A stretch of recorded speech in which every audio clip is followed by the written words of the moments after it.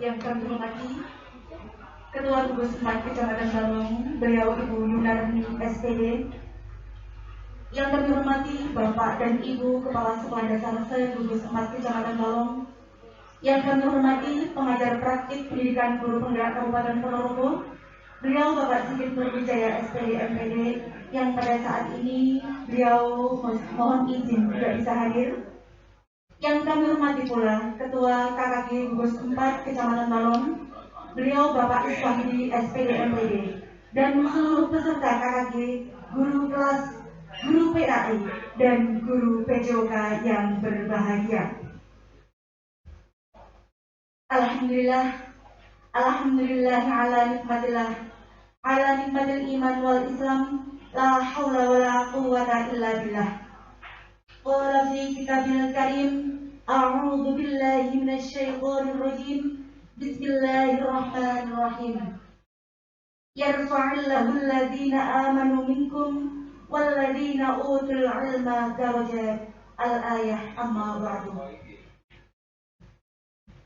Puji syukur kehadirat Tuhan Yang Maha Kuasa dengan mengucap alhamdulillah, karena pada kesempatan yang berbahagia ini kita bersama pada hari Selasa 18 Januari 2022 bertempat di SDN 3 Karangpatihan, Kecamatan Balong, Kabupaten Ponorogo, diselenggarakan KKG dan seminar penerapan budaya positif di sekolah dalam keadaan sehat jasmani rohani. Salawat dan salam semoga senantiasa tersanjungkan kepada baginda Rasulullah Shallallahu Alaihi Wasallam. Beliau sang uswatun hasanah hingga akhir zaman. Amin. Hadirin yang kami hormati, perkenalkan saya di sini selaku pemandu acara pada pagi hari ini. Dan marilah acara pada pagi hari ini kita buka bersama dengan membaca basmalah.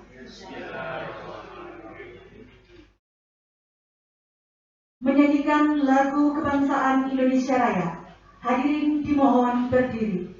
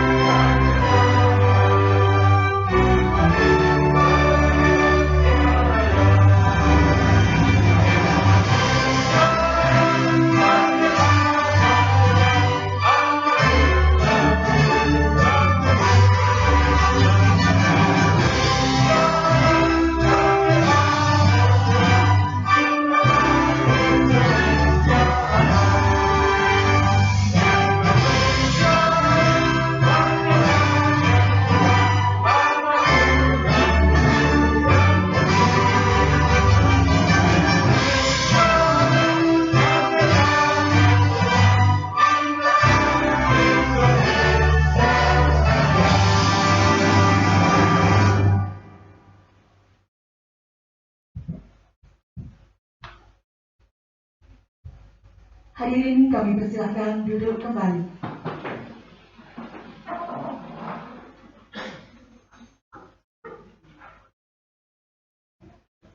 Dilanjutkan acara yang ketiga, sambutan. Kepada Ibu Ketua Gugus 4 Kecamatan Balong, beliau Ibu Yunarni SPD, kami persilahkan.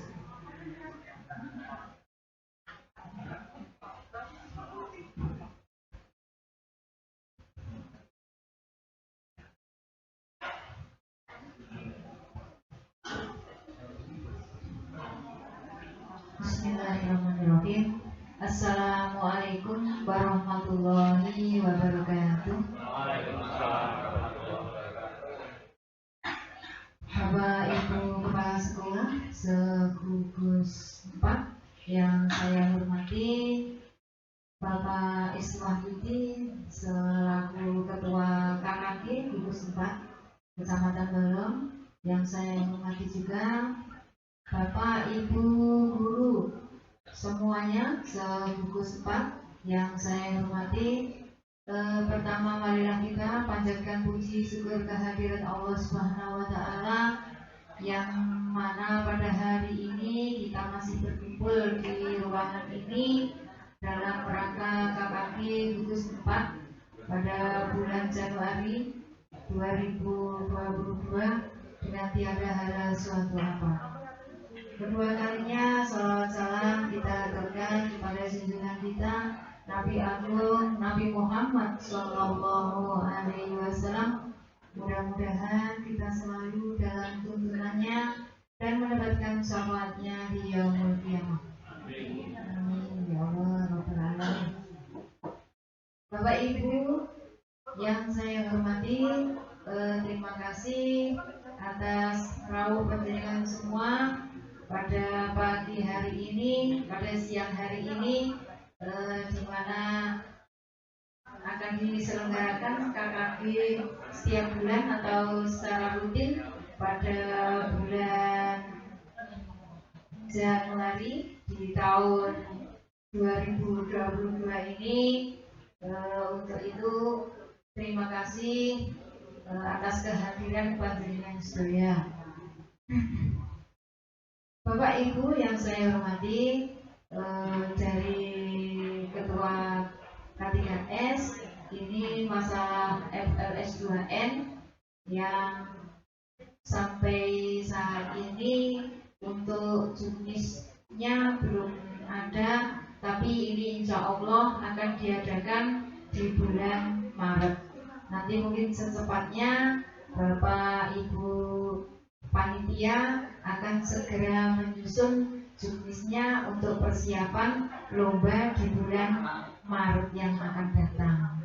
Nanti Bapak Ibu boleh dipersiapkan untuk lembaganya masing-masing. Selanjutnya untuk kegiatan senam ini nanti melihat keadaan keuangan di gugus ini, nanti biar Ibu Bendahara gugus kersanipun laporan, dan nanti untuk kegiatan senam akan diadakan di bulan selanjutnya, atau di bulan ini atau di waktu kapan nanti monggo kita sepakati bersama. Untuk tempatnya wancini pun wonten SD pun Ibu 3 Pandak gitu. Kalau beniko rumah sekolah direncanakan di SDN 3 Pandak ada. Untuk pelaksanaannya nanti setelah Ibu Bendahara laporan dan keuangannya bagaimana sampai bulan ini atau sampai hari ini, nanti kalau mungkin segera diadakan kita adakan. Nanti Bapak Ibu.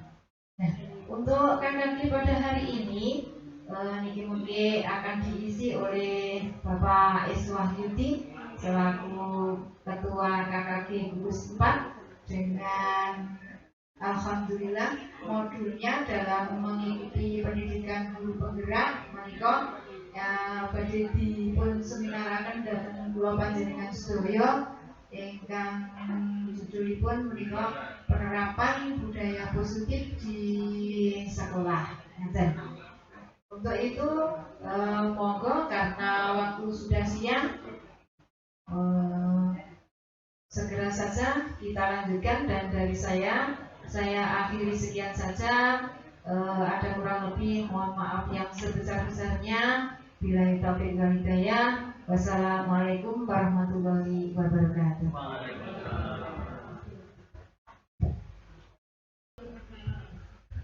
Bapak Ibu yang kami hormati, marilah kita lanjutkan ke acara yang keempat, yaitu acara Inti KKD.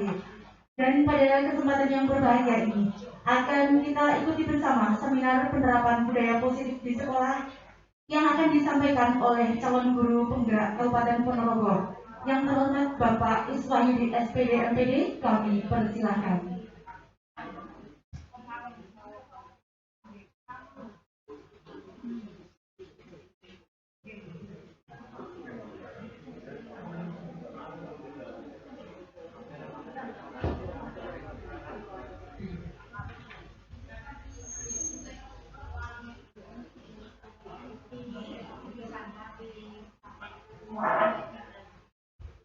Assalamualaikum warahmatullahi wabarakatuh. Yang terhormat Ketua Gugus 4 Kecamatan Balong, Ibu Yunarni SPD. Yang saya hormati Bapak Ibu Kepala Sekolah dari K3S wilayah Gugus 4 Kecamatan Balong. Yang saya hormati Bapak Ibu guru di wilayah Gugus 4 Kecamatan Balong, baik dari guru kelas, guru PAI maupun guru PCOK.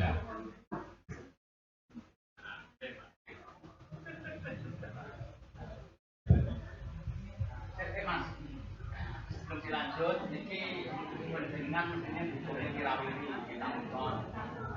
Dengan kondisi yang ingkang maju itu ini, apa perlu yang maju itu perlu pindah? Betul, malah sudah siarkan dari sana kerjaan malah kelihatan di situ nanti. Oke, betul. Oke, saya melihatnya di sini juga enak Pak, nggak terlalu. Oke, kita terima bareng-bareng.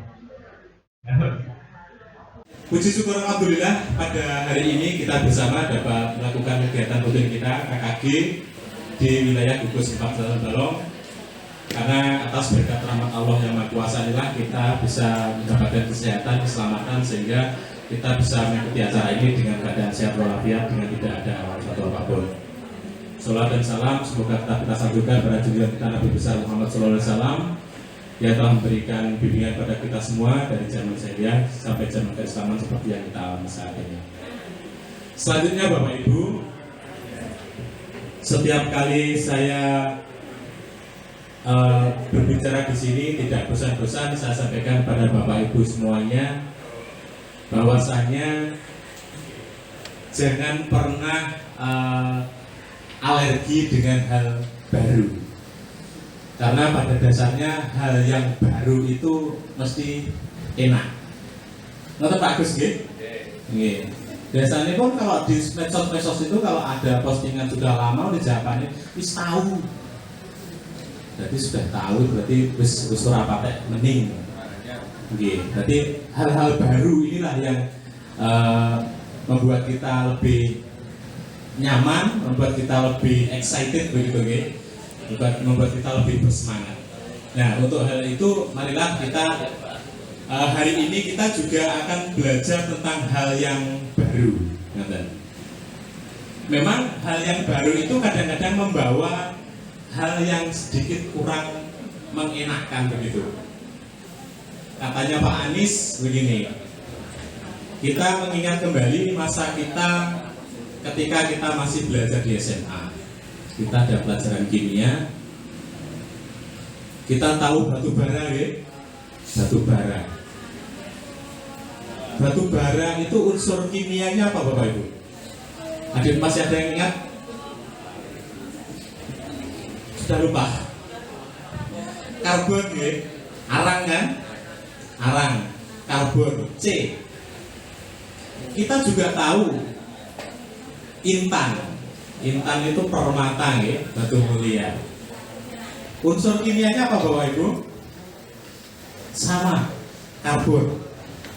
Kalau tidak percaya, bajingan googling sekarang juga unsur kimia antara batu bara dan intan. Maka kan kita temukan sama, unsur kimianya sama, karbon. Tapi Bapak Ibu, kalau orang jualan batu bara itu satuannya ton, pasti satuannya ton. Sedangkan intan itu satuannya mesti gram, kecil sekali. Tapi dari segi harga berapa ribu kali lipat kira-kira antara batu bara dan intan. Padahal sama, karbon Bapak Ibu, zat aram itu. Kenapa harganya terpaut sangat jauh sekali?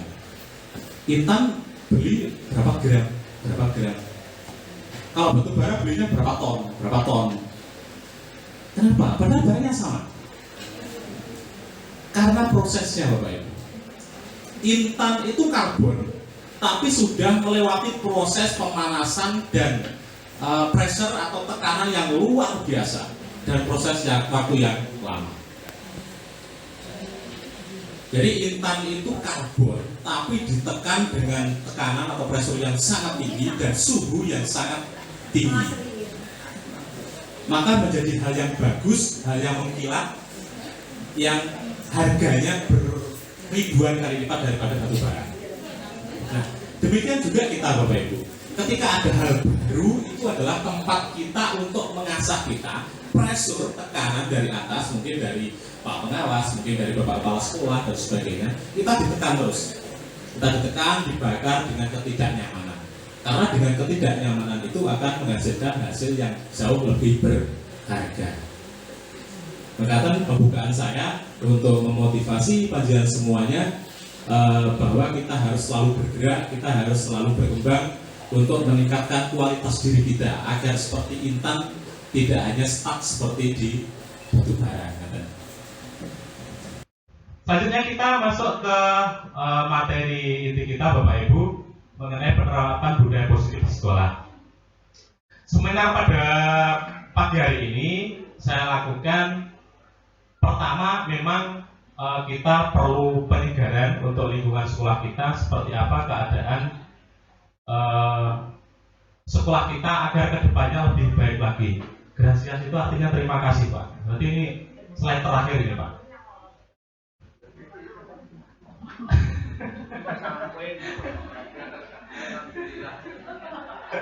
Mohon maaf, benar Pak. Kita santai Bapak Ibu, tidak. Wong saya juga sama-sama juga guru mengajar.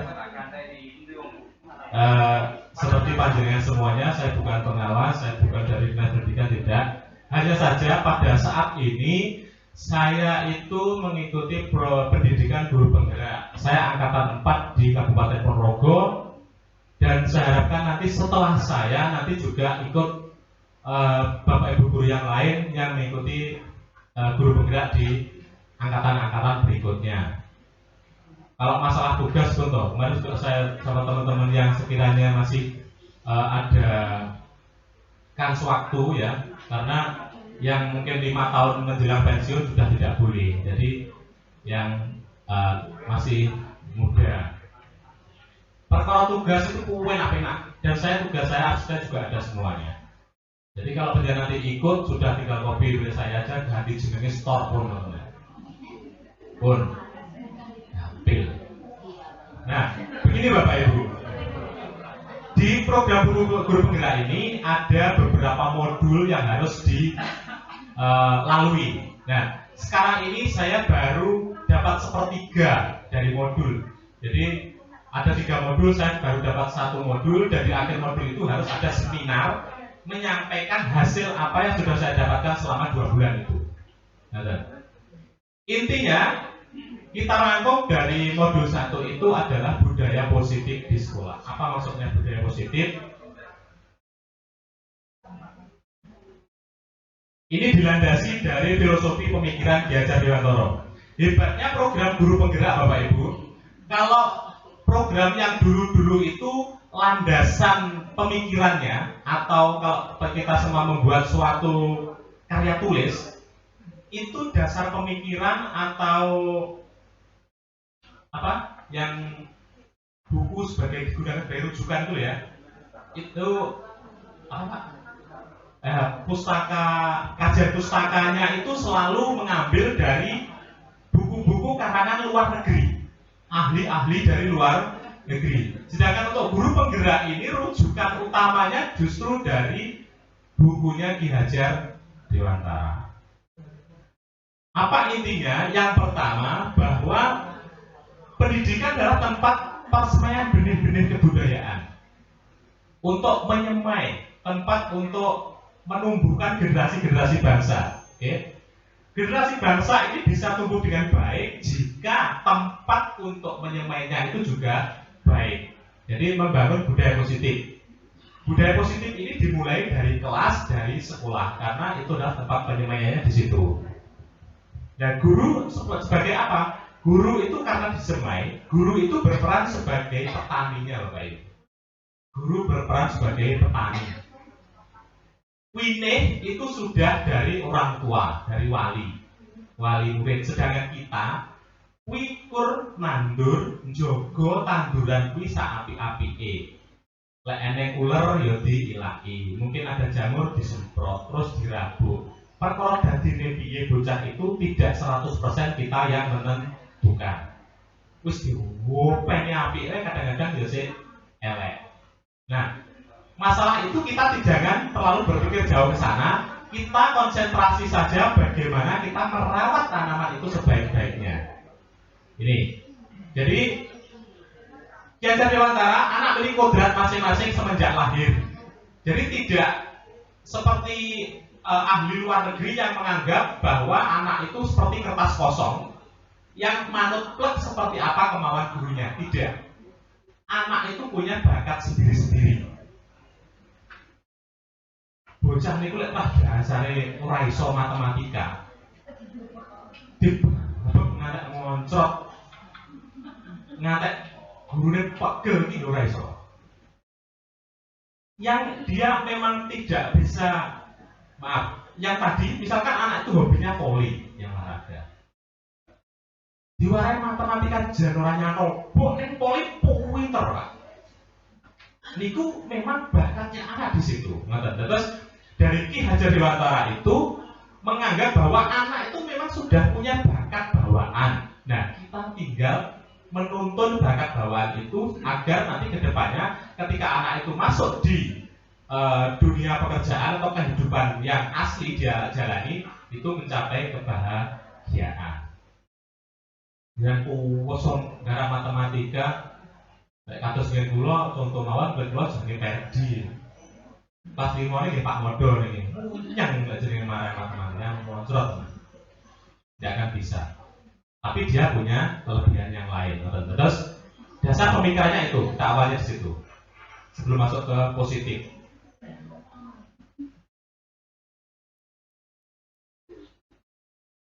Peran guru tadi sudah saya singgung. Ketika kita menyemai tanaman di tempat kita menanam di sekolah, guru itu sebagai apa? Yang pertama, pemimpin yang menitik beratkan pada komponen pendidikan dan pembelajaran dan berorientasi pada siswa. Jadi orientasi kita utama itu tetap ke siswa, Bapak Ibu. Tapi memang di undang-undang guru dan dosen kita itu juga ada satu poin yang mengerjakan tugas lain yang diberikan. Nah, ini memang kadang-kadang dari Pak Kepala Sekolah, Bu Kepala Sekolah kita juga ada tugas tambahan. Atau mungkin teman-teman menyebutnya relawan ya. Kenapa kan relawan? Karena tugas tambahan lain itu biasanya tidak ada konsekuensi logis uangnya. Tentunya dados bendahara bos. Itu relawan, Pak. Terus juga sebagai pendamping mengisi madin dan sebagainya.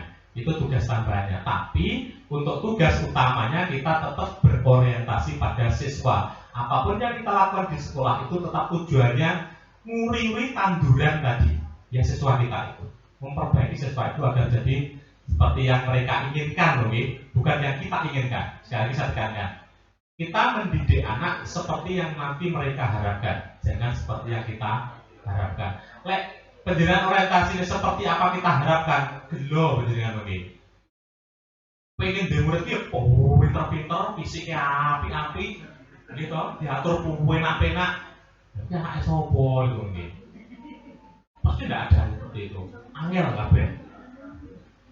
Yang kedua, ini guru mampu membuat lingkungan belajar yang aman, nyaman, dan berpihak pada siswa. Ini nanti yang kita bahas lebih jauh.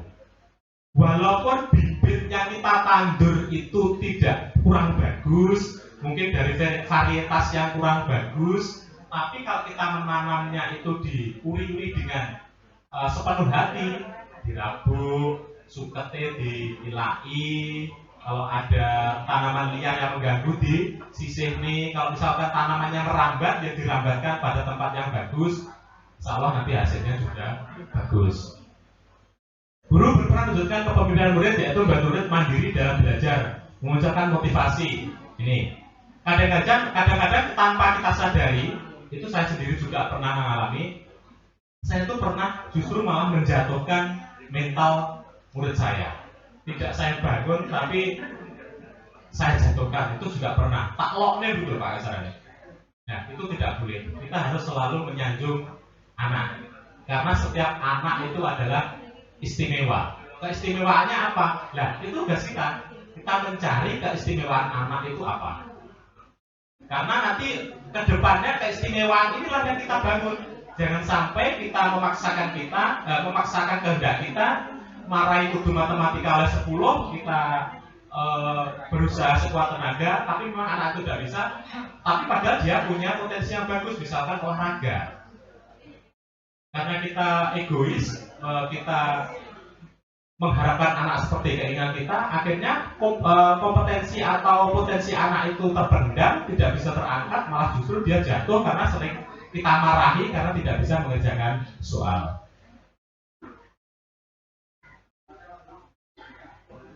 Selanjutnya visi. Visi itu kalau kita memudahkan itu menggambarkan mimpi, Pak. Mimpi guru itu yang bagus seperti apa untuk murid-muridnya, biar bisa mewujudkan impian anak juga. Jadi guru juga harus punya mimpi. Dalam upaya menumbuhkan dan mengembangkan kodrat anak, membangun karakter positif siswa serta mewujudkan profil pelajar Pancasila, dilakukan sebuah pandangan. Upaya konsisten itu diawali dengan pendorong terhadap perubahan budaya di sekolah. Nah ini, nanti kita mulai dari awal, paling awal. Itu budaya di sekolahnya. Lek budaya di sekolahnya itu masih terbiasa uraan, karena budaya sekolah itu juga terpengaruh lingkungan Bapak Ibu. Ketika panjenengan ngasto atau ngajar di tempat yang lingkungan wong-wong iki uraan, siswa-siswanya mesti modelnya ngoten. Harus seperti itu. Ketika panjenengan ngasto atau ngajar di tempat yang lingkungannya itu religius, agamis, itu ya anak-anaknya biasanya juga begitu. Agamis gitu. Nah, pertama dari yang perlu kita rubah untuk mewujudkan visi atau impian guru itu biar sekolah itu menjadi lebih positif, bagaimana kita rubah lingkungan sekolah kita itu menjadi independen, terlepas dari lingkungan, di mana terlepasnya itu lebih positif atau lebih baik daripada lingkungannya.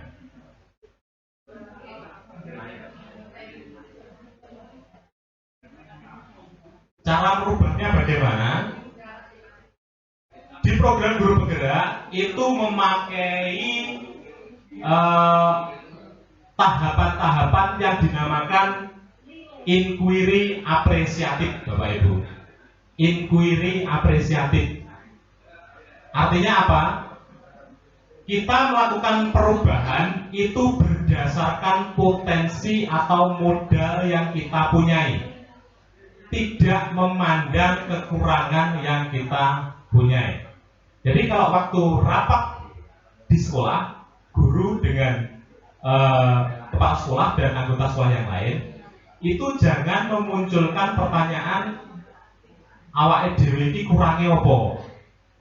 Ya, kekurangan kita apa, yang belum kita punya apa. Itu adalah tahapan-tahapan lama, masih menggunakan tahapan lama. Kalau kita selalu metani kurangnya awake dhewe, kita selalu membahas tentang kekurangan kita, maka nanti tidak akan bergerak karena akan selalu nglongkro. Wong ora ndek apa-apa, dan sebagainya. Tapi dengan tahapan IA, inquiry apresiatif, itu adalah kita membuat perubahan, membuat perkembangan itu berdasarkan apa yang kita punya. Awak dhewe duwe apa? Bukan yang kita kurangnya apa, tapi awak dhewe duwe apa? Jadi kepunyaan kita itu kita kembangkan untuk merubah kegiatan kita yang ada di sekolah. Saya ambil contoh, saya posisikan penjenengan semuanya sebagai kepala sekolah. Yang kepala sekolah berarti Bapak Ibu, maaf, berarti sudah posisinya kepala sekolah. Kalau penjenengan di posisi kepala sekolah, penjenengan tidak boleh melihat misalnya begini. Tidak tahu mungkin di Bapak Ibu kepala sekolah ada tidak punya pemikiran seperti ini. Nggon kuwi gurune lomo-lomo heram. Nggon kuwi gurune ndendeng-ndendeng heram. Dan sebagainya. Maaf loh Bapak Ibu. Maaf, enggak tuh. Ada nggak yang berpemikiran seperti itu? Itu mestinya tidak seperti itu. Jadi kalau kita sebagai kepala sekolah, penjenengan nanti tepatnya nanti tetap di kelas. Kalau yang lebih kecil di kelas ya, kalau kepala sekolah yang lebih luas. Muridku ini ndendeng heram. Muridku ini orang kota. Itu tidak usah dipikirkan. Singkir nih. Kita bahas yang kita punya. Aku ini duweku apa? Muridku ini Prasetyo, bocah rada dendeng tapi sregep. Yang kita itu jangan dendengnya, tapi sergemnya. Kita punya apa? Kelas kita punya apa? Sekolah kita punya apa? Jadi bagaimana kita mengakomodir semua kekuatan yang kita punya, kita mengoleksi kekuatan yang kita punya untuk membuat suatu perubahan tanpa kita melihat apa kurang kita. Kalau kita selalu melihat kurang kita, nanti tidak akan pernah berubah. Tahapan A, baca, tidak saya jelaskan karena terlalu luas, nanti baca.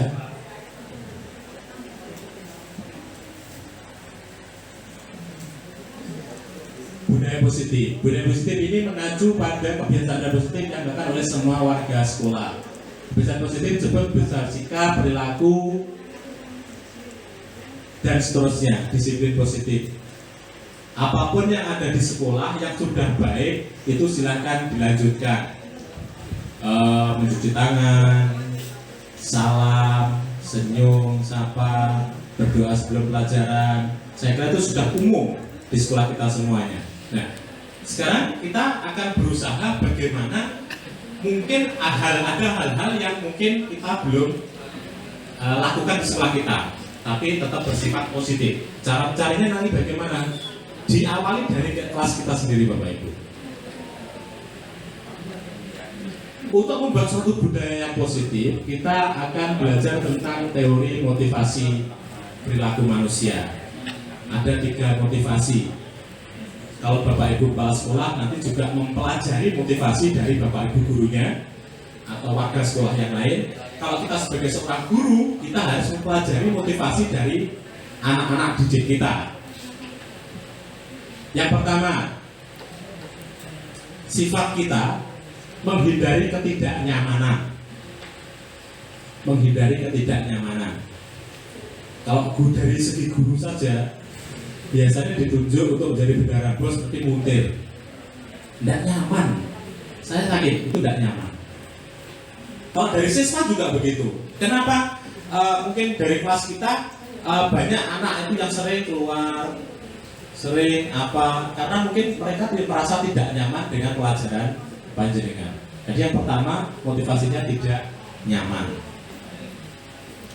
Yang kedua, untuk mendapatkan imbalan, gelem garap lek dikei duit. Niku lek mungkin yang besar-besar ini. Kalau anak-anak gelem garap niku lek dipuji dan sebagainya. Itu semuanya adalah eksternal, Bapak Ibu. Pemicunya itu eksternal, orang dari luar. Yang kita akan kembangkan nanti adalah yang internal. Yang ketiga, untuk jadi orang yang mereka inginkan, warga diri sendiri dan nilainya benar-benar percaya. Walaupun rumahnya jauh, biar tidak telat ke sekolah, kalau memang itu berasal dari hati, itu berangkatnya ya mesti pagi. Tidak ada alasan datang ke sekolah kepada telat, alasannya rumahnya aduh, itu kan alasan yang dibuat-buat. Kan bisa diukur, kita naik sepeda motor kecepatannya berapa. Berarti kalau 10 menit masuk jam 7, berarti ya jam 7 berapa harus sudah berangkat. Itu kalau motivasinya itu eksternal, bijiku api dan sebagainya, itu nanti kadang-kadang kita akan masih lupa. Tapi kalau niatnya itu internal dari dalam diri, oh iya, memang tanggung jawabku ini, isu aku butuh resik klasik dan sebagainya, maka itu datangnya pasti lebih awal. Ini yang ketiga ini. Jadi motivasi internal inilah yang nanti akan kita kembangkan. Restitusi. Langsung saya buka semuanya aja. Pernah dengar kata restitusi Bapak Ibu? Masuk berapa Pak? Jadi kan kita. Restitusi kalau yang banyak itu biasanya di daerah pajak, terus keuangan dan sebagainya. Restitusi itu ganti rugi, kalau dari kata makna kata sebenarnya itu ganti rugi.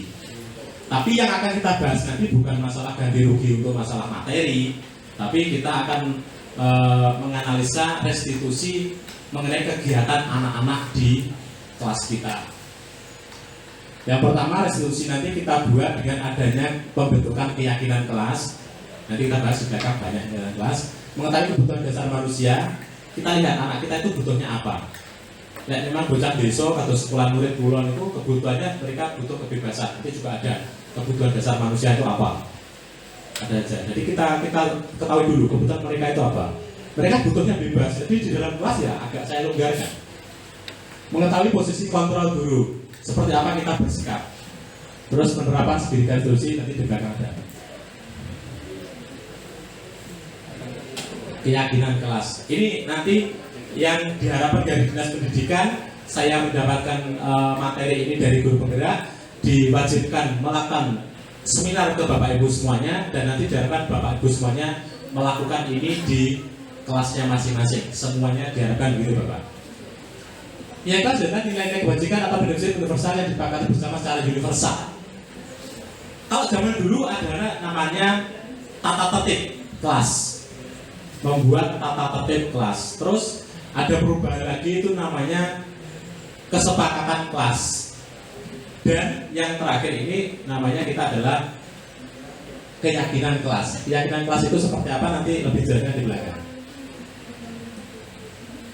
Nah ini kebutuhan dasar manusia. Kebutuhan murid kita itu apa? Itu nanti kita sebagai bahan acuan patokan untuk membuat keyakinan kelas. Yang pertama kebutuhan hidup ada 5. Cuma yang pertama ini kita kesampingkan, kita dewe ini karena tidak relevan dengan kegiatan di dalam kelas. Kabeh ning kelas iki butuh kebutuhan hidup itu sudah jelas ya. Jadi nanti agak kita sampaikan. Misalnya kebutuhan hidup itu motivasi internal kebutuhan hidup itu wong jambret, wong rampok. Mereka pengen hidupi keluarga, tapi tidak punya uang dan sebagainya. Itu untuk kebutuhan hidup. Misalkan kalau Bapak Ibu ada di hutan yang tidak ada apa-apa sama sekali, kita makan seadanya, itu kebutuhan hidup. Tapi di dalam kelas ini tidak ada, ini yang kebutuhan hidup ini kita kesampingkan. Yang pertama cinta dan kasih sayang. Siswane awake dhewe itu membutuhkan cinta dan kasih sayang. Ciri-cirinya bagaimana? Ngalem. Nah, bocah yang ngalem itu berarti kebutuhan pokoknya dia, kebutuhan dasarnya adalah cinta dan kasih sayang.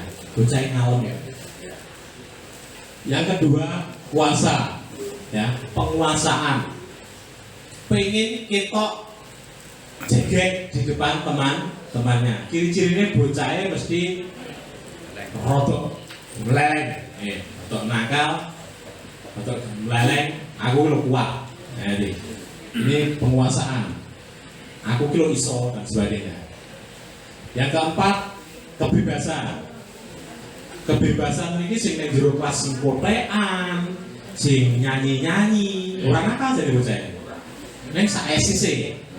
Niku kebutuhan dia adalah kebebasan.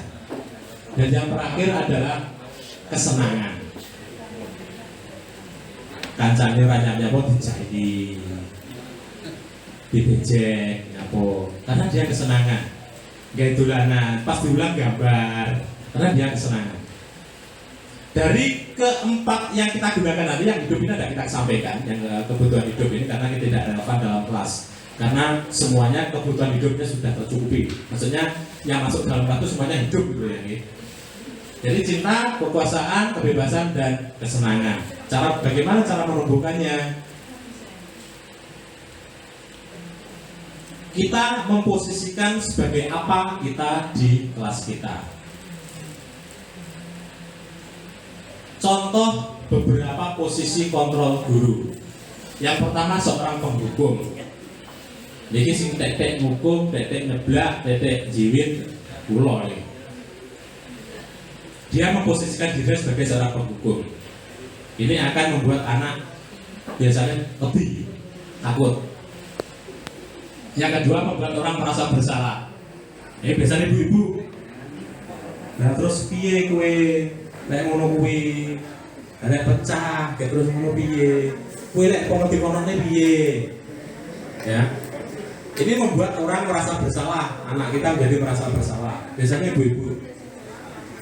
Yang ketiga sebagai teman. Nah ini sok-sok saya juga. Terlalu akrab dengan anak-anak. Kayak piye to bro. Dolanan bangku nek kok jengging-jengging kaya ngene. Saya kadang-kadang masih seperti itu. Yang keempat, pemantau.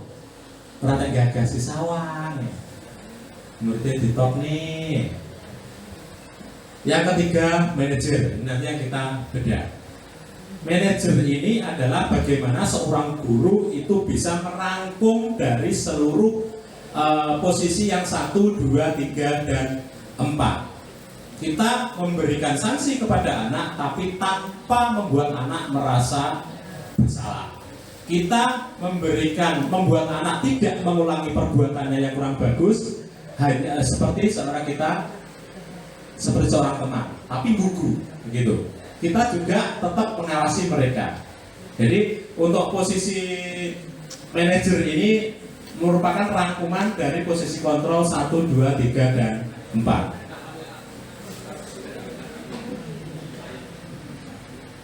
Posisi kontrol sebagai manajer inilah yang harus diutamakan. Karena dalam posisi manajer ini guru berperan sebagai mentor, di mana guru berbuat sesuatu bersama dengan murid, mempersilahkan murid mempertanggungjawabkan perilakunya, mendukung murid agar dapat menemukan solusi atas permasalahannya sendiri. Jadi membuat sesuatu yang membuat anak itu jera atau juga melakukan hal-hal yang positif tanpa menekan mereka. Nah, hubungannya dengan restitusi. Apa yang harus kita lakukan sebagai seorang manajer agar anak didik kita itu mengikuti perintah kita, mengikuti kemauan kita tanpa kita menyakiti hati mereka ataupun juga tidak terlalu membuat mereka terlalu liar. Untuk menjaga posisi kontrol sebagai manajer, guru sebagai restitusi. Restitusi merupakan salah satu cara menangkap disiplin positif pada murid sebagai bagian dari budaya positif di sekolah. Restitusi bukan untuk menebus kesalahan, namun untuk belajar dari kesalahan. Restitusi memperbaiki hubungan. Restitusi adalah tawaran bukan paksaan. Restitusi menuntut untuk melihat ke dalam diri. Restitusi mencari kebutuhan dasar yang mendasari tindakan. Restitusi diri adalah cara yang paling baik. Misalkan ada anak membuang sampah.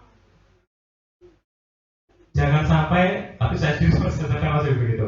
Ayo, kita harus dekati anaknya. Ini tadi sampahnya siapa? Loh, kalau misalkan sampah di sini, kita kira nanti bagaimana? Plak. Kita dekati dengan cara yang baik itu, Bapak Ibu. Tapi kalau ya sosok ya sahabat, waduh, wokol ya waduh. Bagaimana cara melakukan restitusi, Bapak Ibu? Ada menurut ahli, mohon maaf ahlinya tidak saya cantumkan dan saya juga lupa. Ketika ada anak yang melakukan kegiatan yang kurang positif, kita mulai dari hal yang landai di bawah. Kita mulai dari hal yang landai paling bawah dulu. Kamu bukan satu-satunya yang pernah melakukan ini. Ini Bapak Ibu. Jadi sampaikan ke anak bahwa kita itu Kamu harus itu sama dengan yang lainnya, bukan kamu itu paling nakal, bukan kamu itu yang paling tidak disiplin, tidak. Tapi sampaikan ke anak itu juga hal itu sebenarnya wajar. Ya beli jajan itu biasa saja, ada sampahnya. Ya pernah juga teman-temanmu yang menjatuhkan sampah itu, tapi juga itu tidak bagus kan. Jadi kita sampaikan ke anak bahwa dia itu bukan satu-satunya yang melanggar peraturan begitu. Yang kedua, katakan pada mereka, setiap anak pasti pernah melakukan kesalahan. Nah, cuma nggak sengaja ya, kamu lupa ya, kalau di sini itu tempat sampahnya ada di sana. Kamu lupa menjatuhkan di sini. Walaupun memang itu sengaja dibuang, kita tidak boleh langsung menjudge anak. Wah, memang itu sengaja buang ini, tidak boleh. Ya, kamu lupa ya, ini tempatnya bukan di sini loh, dan sebagainya. Jadi diarahkan begitu. Pertama, ini namanya prosesnya adalah menstabilkan identitas. Rasane anak niku mboten wedi dan tidak merasa dihakimi oleh guru. Ditenangkan dulu, dibesarkan hatinya dulu. Yang kedua, baru sisi yang tegak sebelah kiri ini. Adakah cara yang lebih efektif untuk mendapatkan apa yang kamu butuhkan? Nah, kan lebih baik ini sampahnya dibuang di sana, tidak di sini. Toh kita jalan ke sana juga tidak terlalu jauh dan sebagainya. Kita sampaikan ke anak seperti itu. Terus selanjutnya, kamu tentu punya alasan mengapa melakukan itu. Nah, kenapa tadi kok bisa jatuh di sini? Kita anggap saja kita tidak tahu, atau kita anggap kita itu tidak tahu kalau mereka itu sengaja buang sampah di situ. Kita pokoknya tidak orang ngerti, pokoknya dari rasa sengaja buang. Maka nanti prasangka baik kita itu akan menular ke anak. Jadi itu. Terus selanjutnya yang segitiga yang sebelah kanan turun. Keyakinan kelas apa yang telah kita sepakati? Nanti keyakinan kelasnya apa? Nanti di belakang ya, sambungnya dari belakang. Karena sebelumnya nanti penjelasan semuanya diarahkan buat suatu keyakinan kelas. Kalau kita membuang sampah sembarangan, kita nanti apa? Oh, kita nanti akan dapat sakit begini Pak. Nah, terus sampahnya sudah terlanjur di situ bagaimana? Kita tanya seperti itu. Nanti anak akan ingat bagaimana keyakinan kelasnya. Jadi misalkan di keyakinan kelas itu nanti kita buat kesepakatannya, nanti kalau buang sampah sembarangan, sampahnya diambil terus dibuang tempat sampah, ditambah lagi memungut sampah yang lain ada di sekitarnya. Mungkin itu sebenarnya hukuman, tapi tidak ditulis hukuman, tapi ditulis sebagai kesepakatan atau keyakinan tadi. Yang terakhir, kamu ingin menjadi orang seperti apa? Kira-kira nanti kalau sudah begitu setelah melakukan restitusi, restitusi tadi kan ijolan, ganti rugi. Jadi maksud ganti rugi itu wis buat sampah ning kono berarti kudu gelem njupuk sampahnya dibuat ke tempatnya lagi gitu. Nah, terus kamu mau jadi orang seperti apa? Masa masih mau seperti ini lagi dan sebagainya? Tentunya anak masih jawabnya tidak. Dia mau lebih baik dari yang telah dia perbuat. Ini yang langkah terakhir di sini. Ini segitiga restitusi. Keyakinan kelas. Nah, ini sekarang nanti yang akan penjenengan lakukan di kelas penjenengan semuanya.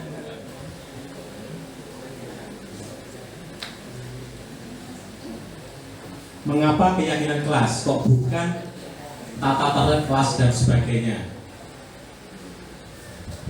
Mengapa kita memiliki peraturan tentang menggunakan helm pada saat mengendarai bermotor? Kemudian jawabannya adalah keselamatan. Jadi keyakinan kelas itu diambil dari kata-kata kunci apa yang kita dapat sekolah. Tidak membuang sampah bertempatnya, selalu membersihkan halaman dan sebagainya. Itu nanti kalau kita kumpulkan dari satu, kata kunci adalah kesehatan. Ada juga kerapian dan sebagainya. Kata kunci inilah nanti akan kita buat menjadi suatu keyakinan kelas.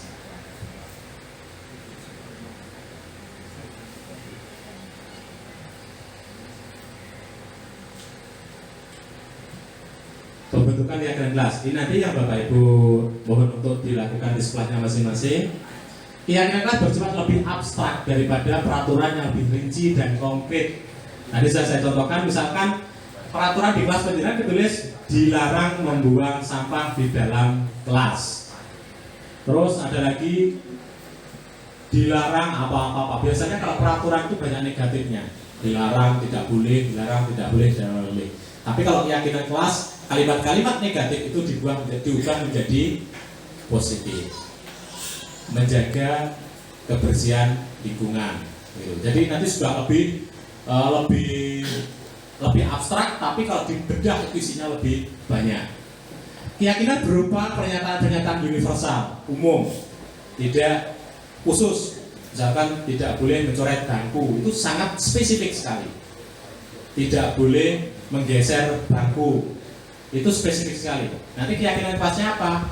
Menjaga kerapian kelas dan sebagainya. Itu lebih abstrak, lebih luas.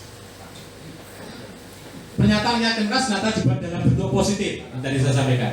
Tidak boleh keyakinan kelas itu ada kata tidak boleh, jangan, dilarang dan sebagainya, tidak boleh. Harus memakai kalimat-kalimat yang positif semuanya. Keyakinan kelas sebenarnya tidak terlalu banyak sehingga mudah diingat. Sekitar 5 sampai 7 kalau tidak salah. Keyakinan kelas sebaiknya sesuatu yang dapat diterapkan dengan jelas,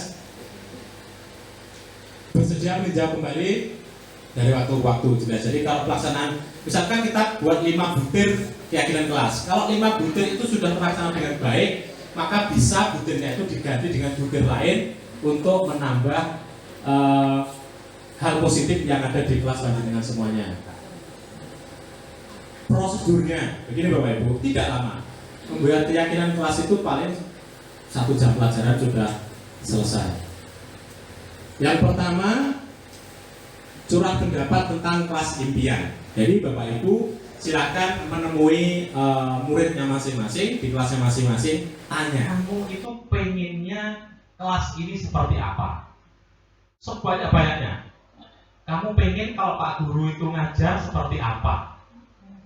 Kamu pengen kalau ketika sedang diajar teman-temanmu itu seperti apa? Keadaan kelas kita seperti apa? Jadi semua keinginan anak itu dirangkum, ditanyakan. Setelah itu ditulis.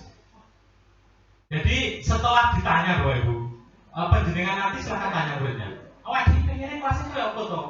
Ya kita pengennya kelas kita itu seperti apa? Apakah kita pengen kelas kita itu rame atau tenang atau bagaimana? Anak suruh mimpi, bermimpi seperti apa, kelas kita itu sebaiknya seperti apa? Setelah itu dibagikan kertas, anak nanti disuruh untuk menuliskan impiannya itu. Semua impiannya itu ditulis di kertas yang kita bagikan.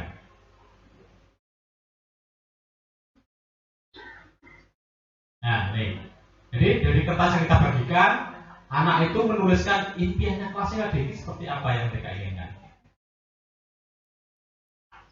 Selanjutnya dari kertas-kertas itu, anak disuruh untuk maju menempelkan ke papan tulis. Tidak usah diberi nama. Jadi yang mengusulkan ini siapa tidak tahu. Sudah tempelkan saja.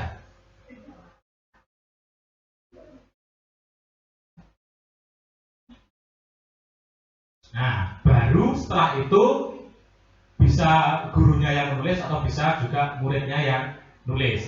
Dari kertas yang ditempel-tempel itu dibuat, disalin menjadi tulisan yang lebih besar di papan tulis. Jadi tidak tahu kalau sudah tulis di sini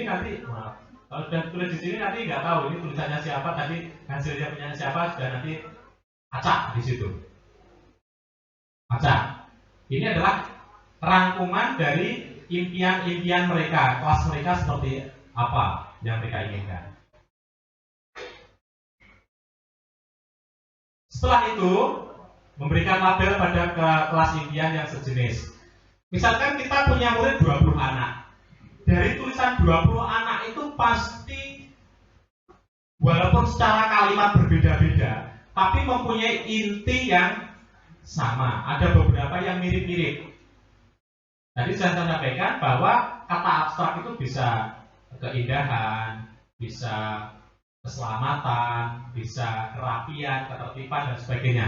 Jadi misalkan dari 20 usulan anak itu sekarang kita label. Nomor 1 kita beri A. Bawahnya nomor 2. Kalau yang kalimat di nomor 2 itu lebih mirip dengan nomor 1, maka kita label A lagi. karena satu jenis. Tapi kalau ternyata berbeda impiannya ditulis B. Yang ketiga juga begitu. Kalau kita baca, loh ini kok mirip nomor loro, berarti kita tulis B lagi. Tapi kalau kita baca mirip dengan yang A, mirip yang nomor 1, kita tulis A lagi. Terus langsung ke nomor 4. Kita baca impian nomor 4. Ini sama dengan nomor berapa? Kalau memang tidak sama-sama sekali ya kita tulis C. Tapi kalau mirip dengan yang nomor 2 berarti kita tulis B. Gitu. Jadi di deretan sebelah kiri, di sebelahnya nomor, itu nanti kita tuliskan A, B, C sesuai golongan mereka. Jadi kita dilabeli apa. Maka nanti dari 20 kalimat yang ditulis anak itu akan hanya tinggal, maksud saya mengelompok menjadi beberapa kelompok saja. Nah ini yang sudah saya hapus, tinggal 1, 2, 3, 4, 5, 6. Dari 19 menurut saya, itu saya kelompokkan jadi 6. Bahkan 6 itu pun akhirnya tinggal 5 karena ada 1 yang mirip lagi. Jadi yang ada label A atau B C kita hapus seret, kita tinggalkan 1. Jadi yang labelnya sama itu dihapus, ditinggalkan 1.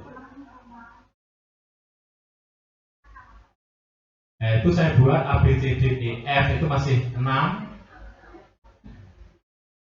Selanjutnya mengubah kata khusus menjadi kata umum. Seperti saya contohkan tadi, misalnya masih ada tidak boleh berbicara ketika guru sedang mengajar. Ada mulainya tulisannya begitu. Itu berarti kata umumnya adalah menjaga ketenangan kelas dan sebagainya. Karena tidak boleh ada kata-kata jangan dan sebagainya. Terus mengubah kalimat negatif dan positif tadi, dilarang, jangan dan sebagainya itu dihilangkan. Nah setelah jadi tinggal berapa butir tadi kalimatnya terbaik. Untuk mengubah kalimatnya itu harus dengan bantuan guru. Lek bocah nggak iso. Pasti perlu bantuan Bapak Ibu guru. Ubah menjadi kalimat yang positif. Setelah itu cari kertas, suruh anak untuk menyalin apa yang sudah ada di papan tulis tadi, ditulis pada kertas dan dihias-hias yang bagus sesuai dengan keterampilan anak. Sesuai dengan keterampilan guru juga boleh, tapi lebih disarankan ke keterampilan anak.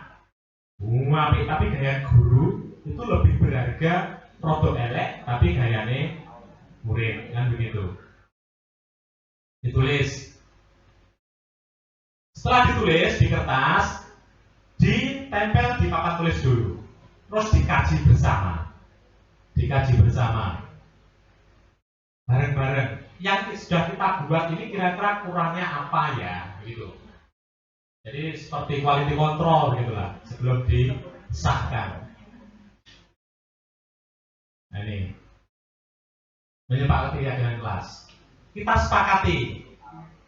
Kasarannya ya, oke deal ya, kita buat seperti ini ya peraturan kelas kita. Berarti nanti kalau kita ada yang melanggar bagaimana? Bisa disepakati. Kalau misalkan menjaga kebersihan lingkungan, kalau tidak menjaga kebersihan berarti apa? Ya nanti harus membersihkan itu Pak. Nah, seperti itu. Jadi nanti disepakati. Untuk sanksinya itu tidak usah ditulis, cukup disepakati bersama-sama. Nanti ingat anak-anak. Sesudah disepakati bersama-sama, anak dan guru memberikan tanda tangan. Tanda tangan seperti apa ya? Legalisasi kalau saya menyetujui kesepakatan ini, kata. Jadi tanda tangan baik siswa maupun guru, semuanya tanda tangan di situ. Nah, sesudah selesai tanda tangani, maka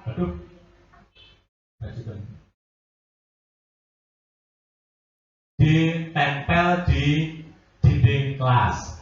Karena saya buatnya itu dalam waktu sekali jalan, karena saya ambil gambarnya untuk laporan saya juga ke guru penggerak itu yang ditempel masih kondisinya jelek, itu setelahnya masih diperbaiki lagi. Jadi tulisannya dibuat berwarna, terus mungkin dihiasi gambar bunga atau pada sebagainya, seperti hiasan anak-anak lah yang ditempel di dinding itu.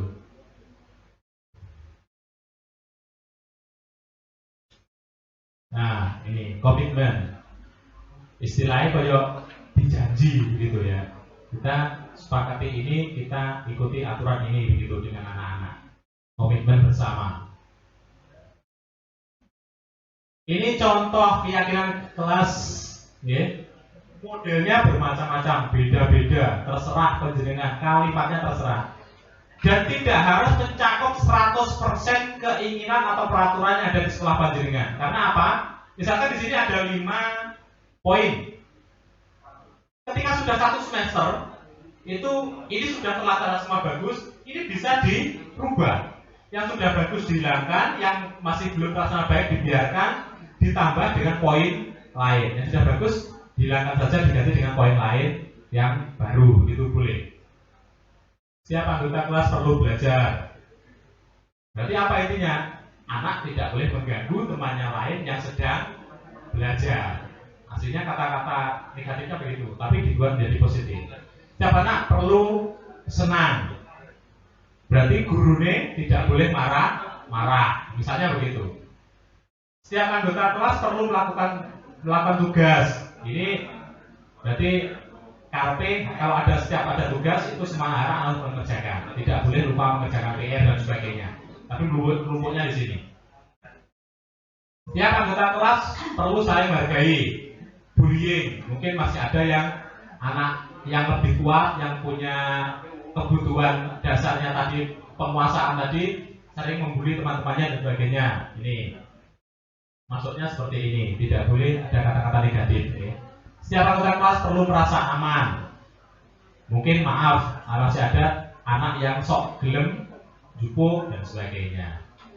Ini dibuat seperti ini. Ini contoh keyakinan kelas. Ini juga keyakinan kelas. Kalimatnya bebas, sesuai kreativitas Bapak Ibu masing-masing. Kami yakini bahwa sangat penting untuk menghormati semua orang dan barang milik orang lain. Ini berarti keamanan. Kata kuncinya dia buat, Kata kuncinya dia buat hormat di sini. Hormat, saling menghormati. Baik itu sesama siswa maupun siswa dengan guru. Bekerja, diterima, dan memiliki dan sebagainya. Ya, materi ini sudah saya kirimkan di grup ya, jadi mungkin tidak saya catat tidak apa-apa. Ini contoh lagi, selalu bersikap positif, senantiasa menjadi diri terbaik, percaya dan menghormati orang lain serta barang miliknya.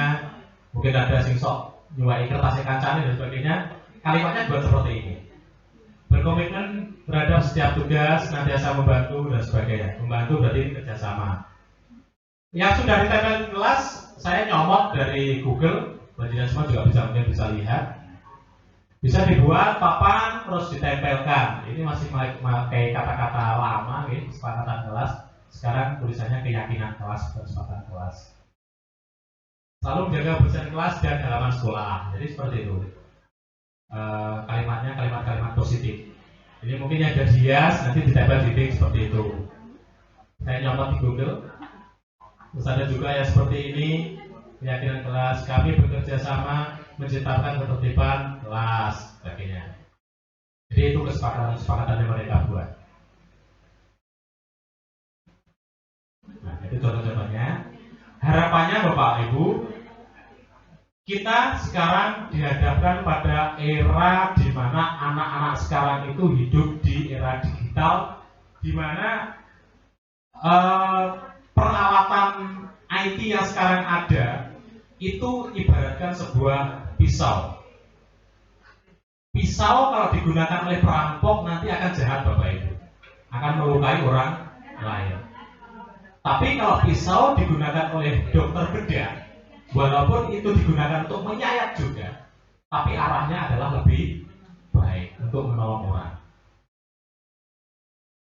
Tujuan dari budaya positif di sini adalah Bapak Ibu mengarahkan anak-anak selalu bekerja seperti halnya tadi yang saya sampaikan dokter itu.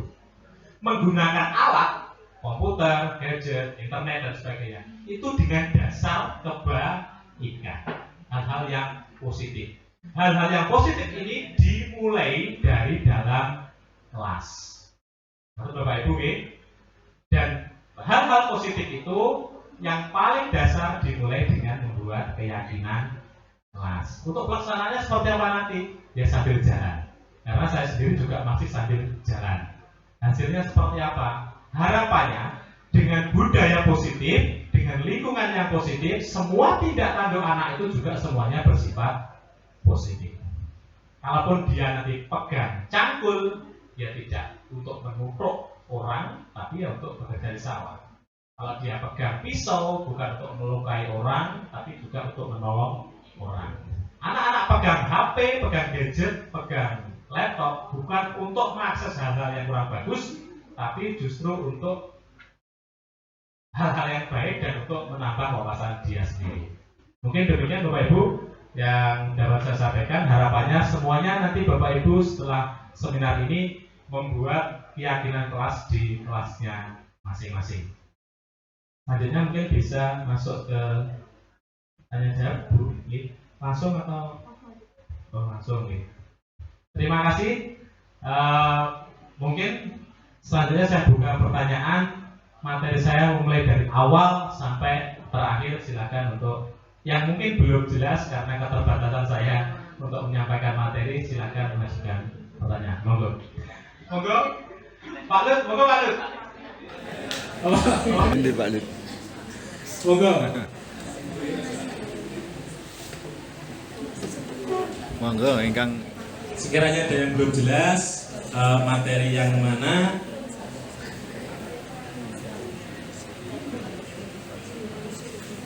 saya undurkan ke belakang.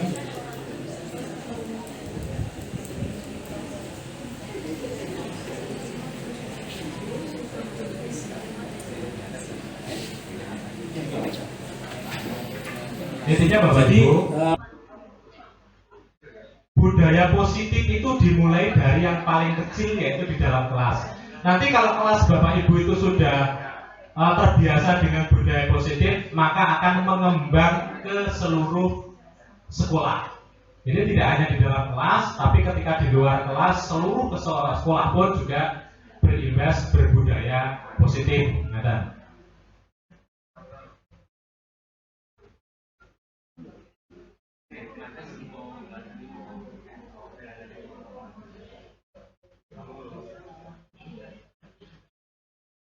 Mungkin untuk restitusi, oke, monggo Bu, pakai mic sakit Bu.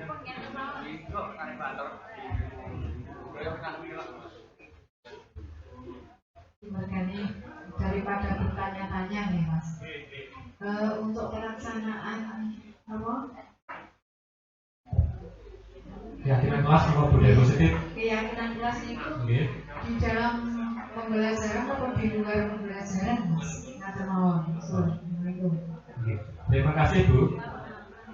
Keyakinan kelas yang jelas intinya setiap kelas berbeda Bu, bisa berbeda Bu.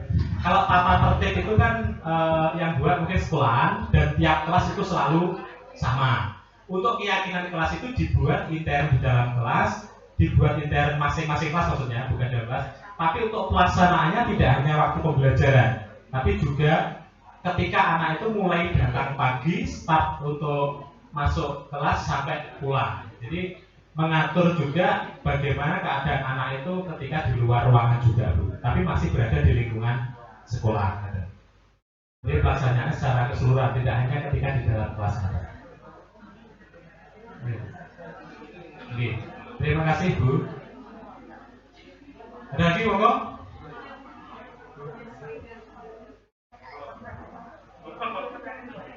Oke, Bu.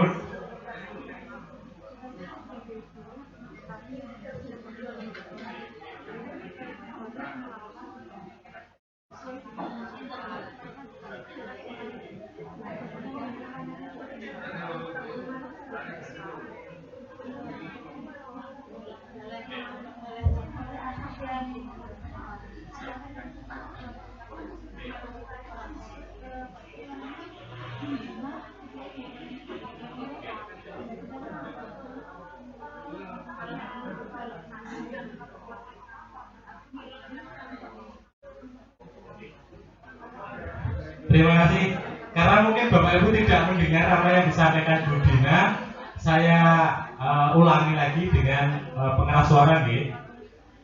kita pertanyaan Mbak Dina, kita harus bersikap seperti seorang petani yang merawat padinya yang ditanam.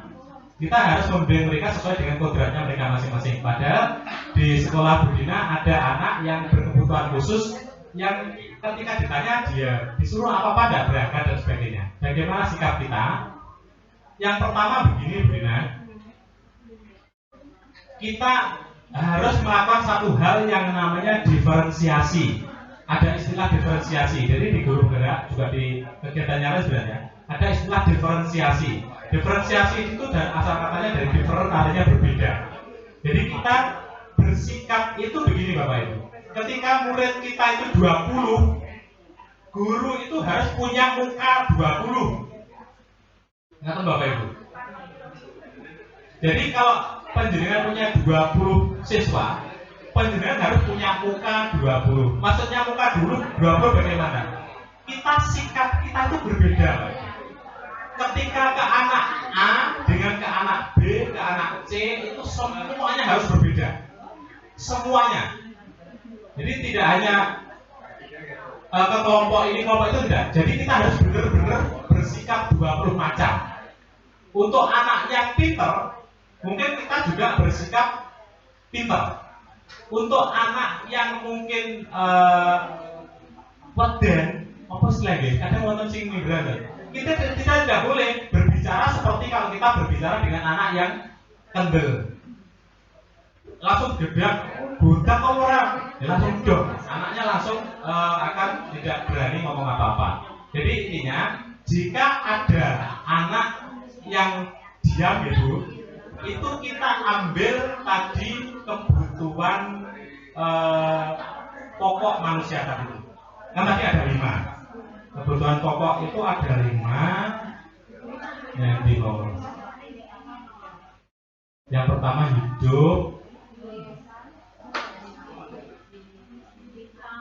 Nah ini hidup, cinta kasih, penguasaan, kebebasan dan kesenangan. Nah tugas kita Bu, itu kita harus mengidentifikasi dulu kebutuhan masing-masing anak. Jadi sebelum kita pasang muka, sebelum kita menghadapi anak, kita harus mengidentifikasi dulu kebutuhan per anak.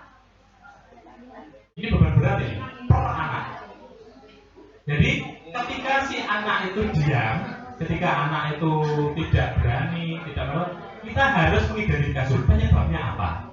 Apa mungkin keterbelakangan mental, mungkin. Atau mungkin orang tuanya itu terlalu keras di rumah, atau mungkin di sekolah itu ada intimidasi dari teman yang lain, mungkin karena dia seperti apa ya, orang tuanya mungkin ekonominya agak lemah, jadi minder dengan temannya mungkin. Ya itu jadi diidentifikasi dulu kira-kira kebutuhan anak ini apa. Ketika anak membutuhkan cinta kasih, berarti kita harus bersikap pada dia itu super kalem. Jadi kita berikan kasih sayang, kita dekati, kita buat anak itu nyaman seperti dia merasa itu dengan orang tuanya sendiri. Itu kalau biasanya kalau yang terlalu kalem tidak menjawab mereka itu kebutuhannya biasanya kita kasih Bu, kebanyakan. Karena kalau ciri-ciri yang ada ya, ciri-ciri yang ada itu kalau biasanya kekuasaan itu biasanya berangasan, mulai overacting, orang-orang, karena dia begitu aku gitu dan sebagainya. Nah dari keempat kebutuhan dasar, saya sebutkan 4 karena yang hidup itu tidak Bu. Yang kebutuhan dasar yang 4 itu kita harus mengidentifikasi masing-masing anak. Nah kita cukupi itu Bu, kita cukupi. Kalau misalkan anaknya mau diam, kita dekati, kita benahi rambutnya mungkin dan sebagainya. Dengan kekuasaan kita berikan kepercayaan Bapak Ibu. Enak bocah berdua diberi tugas kalian. Wes, iki Mas, iki pokoknya iki konco-koncomu aturan pokoknya iku tugas itu kudu dikumpulkan jam 8. Udah beri aja kekuasaan seperti itu. Maka dia senang. Konco-konconya biasanya kendel itu juga ada oposisinya lebih dan sebagainya. Plus pokoknya kancanya mengganggu para kabeh. Nanti pokoknya kumpulnya kalau misalkan sebelum jam 8 nanti Edi kamu tugasnya narik pekerjaan kantor-kantor. Maka dia akan tidak akan macam-macam dengan ibu. Si anak ini yang membutuhkan kekuasaan itu akan menggunakan kekuasaan yang diberikan oleh gurunya dengan tanggung jawab. Kebebasan. Kalau misalkan anak itu kebutuhan dasarnya adalah kebebasan, maka harus penjenengan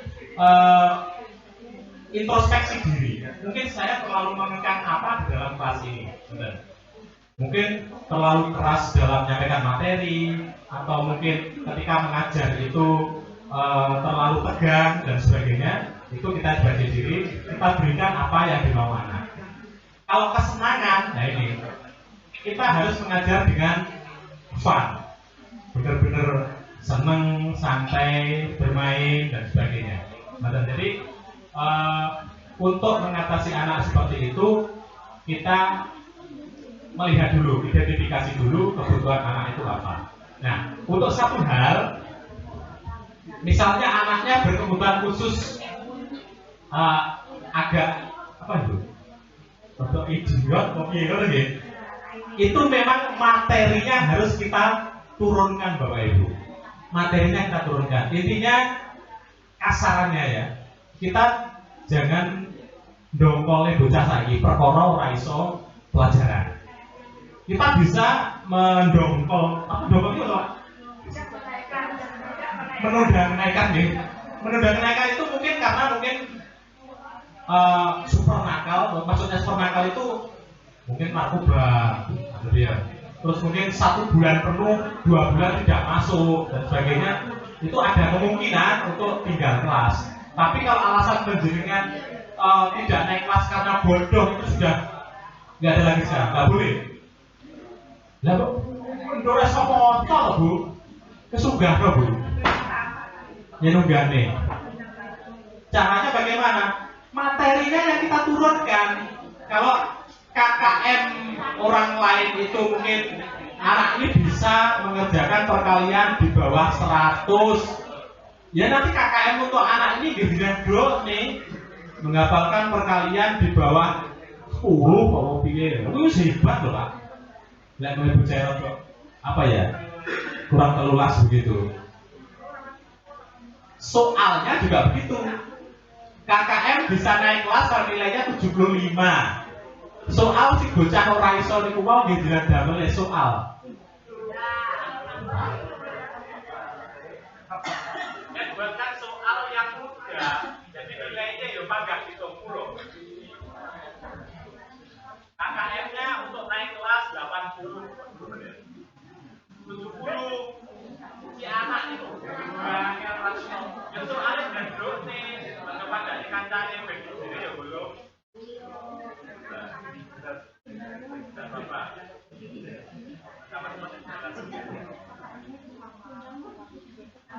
Ya, betul. KKM-nya tetap sama, Bapak Ibu. KKM itu tetap nilainya sama, hanya saja bobot soal dan materinya yang dikurangkan. Jadi intinya setiap anak itu istimewa. ABK semuanya, belum tidak semuanya. Karena hati, gitu.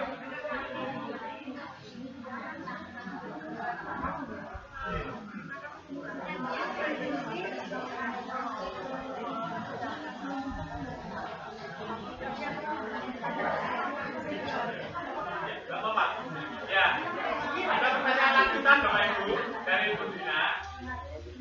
Anak ini orang iso maca blas, ora tau maca blas.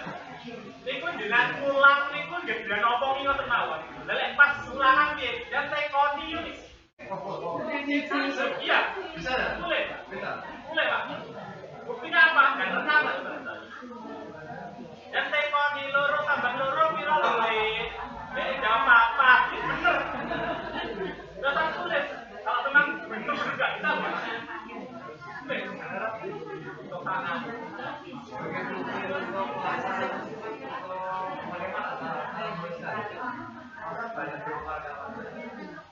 Untuk laporan secara teknis memang belum ada di Indonesia Pak. Tapi saya kira nanti bisa lah mungkin di transkrip atau bagaimana mungkin bisa.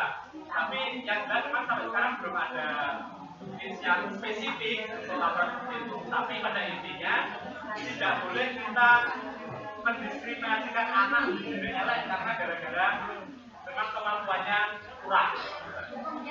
Jadi setiap sekolah sekarang itu wajib menerima ABK. Jadi sekarang setiap anak itu wajib, setiap sekolah itu wajib menerima anak berkebutuhan khusus. Dan bahkan di setiap sekolah itu sekarang dicanangkan program anak berkebutuhan khusus. Mungkin ada ikut diklatnya Bapak Ibu di sini. Kita 8 SD. Itu baru piloting projectnya Bu. Nanti kedepannya katanya semua SD itu harus menerima ABK. Jadi bahkan semua gurunya, ya cuma itu kadang-kadang gurunya belum siap. Kalau kita, ya kalau bayangnya kayak kata anak agak idiot, suruh kajar, mumet gitu. Iya, sama. Tidak boleh meletakkan anak di ruangan khusus, nggak boleh. Harus bersama-sama dengan teman yang lain. Monggo, ada pertanyaan lagi? Terus bahkan ini. Gimana? Saya mau tanya ke anak ini. Jadi, Umpama nanti ya ada satu anak dia kemarin begadang tidak pernah masuk. Lalu jarang. Kemudian kalau diberi soal mudah nilainya bagus dengan 80. Yang soal anak yang pandai nilainya misalkan sama 20. Untuk pengerjaan rapot bagaimana? pekerjaan rapot tetap sama Bapak Ibu. Tetap sama. Terus kakaknya kan satu kelas kan sama. Oke, kakaknya sama. Meskipun loh di yang anak yang tadi di pas nih kakaknya doyong apa? Tetap sesuai dengan nilai yang berhasil dia kerjakan Bu. Ya, 80 sama, tapi soalnya kan jam soal mudah, artinya soal yang sulit. Oke, tidak apa-apa Bu, tidak apa-apa. Kenapa sama 20? Sama tidak apa-apa, karena di rapot sekarang itu tidak menampilkan ranking. Jadi semua anak sekarang acuan dari pemerintah itu tidak memaksa anak untuk berkompetisi, tapi untuk berkolaborasi. Jadi rapotnya kalau misalnya nyetrum Mbak,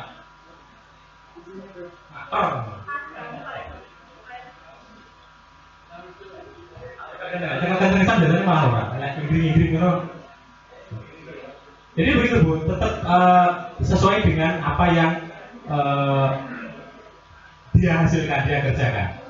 Jadi 8-nya anak itu memang tidak sama kualitasnya dengan 8-nya anak yang pinter. Berarti berapa tetap yang anak yang tidak pintar tetap 80, yang pandai 80. Tetap 80. Betulnya di Pak yang pintar itu. Nah, itu pertanyaan yang umum dan jamak. Karena ketika saya menerima materi itu juga begitu. Ini kan bidangnya bocah pintar yang goblok piye gitu. Nanti yang membedakan itu dunia kerja di mana mereka sudah dewasa Bu.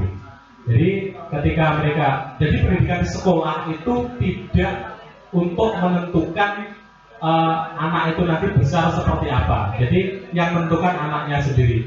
Kalau kita nanti menggrade apa istilahnya, mengelompok-kelompokkan anak itu berdasarkan kepandaiannya, berdasarkan nilai seperti itu, sama halnya kita itu membuat kasta. Padahal untuk sistem kasta itu kan kita tidak terima kan Bu ya. Kita tidak menerima ada sudra, ada satria, ada brahmana dan sebagainya. Di sekolah juga tidak begitu Bu. Harapannya anak perlakuannya sama. Ketika keluar nanti dunia kerja yang akan menentukan. Misalkan dia melamar sebagai apa, dia dites bisa tidak bisa ya sudah, tidak kemudian tidak bisa. Tapi ijazah tetap punya. Yang menentukan dia nanti pintar apa enggak adalah skillnya masing-masing. Mungkin begitu Bu. Saya menyampaikan apa yang saya dapatkan.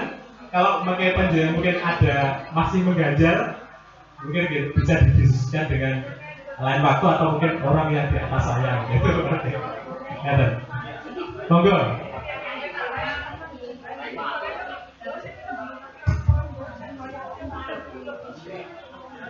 Rojo Pak nambah. Izin, monggo Pak. pada dasarnya saya juga pernah ikut workshop inklusi. Mungkin kalau di sini juga Pak Pri gitu. Itu 10 tahun yang lalu. Untuk penilaian satu ya tadi yang disampaikan oleh Pak Es, pada dasarnya anak itu harus kita naikkan. Neng dampaknya saiki bocah lekas moco tambah ukur-ukuran munggah. Nah, itu dampaknya. Yang kedua, karena untuk sekolah inklusi itu kurikulumnya masih mengacu pada sekolah reguler. Dengan adanya kurikulum yang demikian itu, anak yang berkebutuhan khusus jelas tertinggal. Nah, untuk penggalian nilai seperti yang disampaikan Bu Nur, saya juga pernah memberi nilai anak bahasa Indonesia itu 8. Sing bocah pinter komplain, Pak. Itu betul-betul terjadi di Karangbagian 4 ke saya. Pak, lah aku ki maca pinter. Kondisi bahasa Indonesia pinter. Terus Krisna niku maca blekak-blekuk omongane gagap. Kok bijine padha lho, Pak?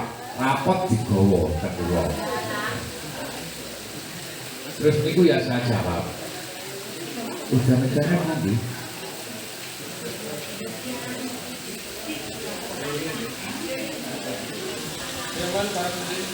Iya, Pak. Terus jawab kula ke anak. Bener le lek ning sekolah kowe pinter neng. Krisna kuwi mau ning muni aku. Nah, saiki wis muni aku. Aku luwe pamane ngaten. Bisa muni aku luwe. Nah, niku nilainya pun 8. Terus nggih. Nah, dengan adanya saiki terus tak balik. Le, apa kowe pilih kaya Krisna kuwi tak biji 8, gek Krisna sing kaya kowe tak biji 7. Jawabnya, jawab dah lho Pak. Terus untuk penilaian anak, gimana kita menggali kemampuan anak dari sisi manapun yang berhubungan dengan mata pelajaran anak tersebut. Enten meleh, mocone ora iso, kon nulis jenenge dhewe ora iso. Neng, pada saat itu aku ngudis wae. Tak kon golek lambanan, sik arep ngasuh ki Pak saking ndi. Nah, berarti kan bocah itu terampil. Yeah. Keterampilannya juga senilai 8. Nah, terus omongannya karo diwarai, ayo rotok boso, iso tambah boso titik, bahasanya juga ikut 75 di atas KKN.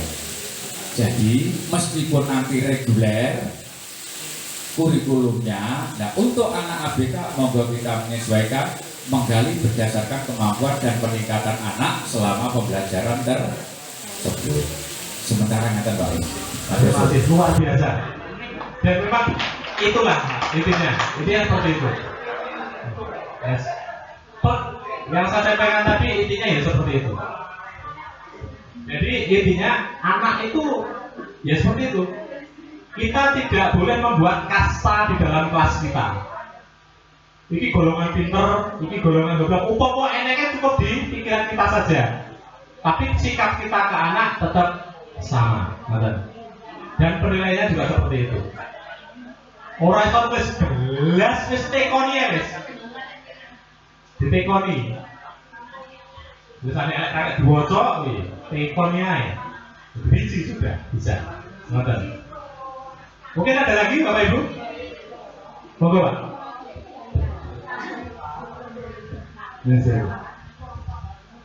Mohon maaf, karena tadi untuk anak yang berkebutuhan khusus itu kan grade KKN-nya diturunkan gitu Mas.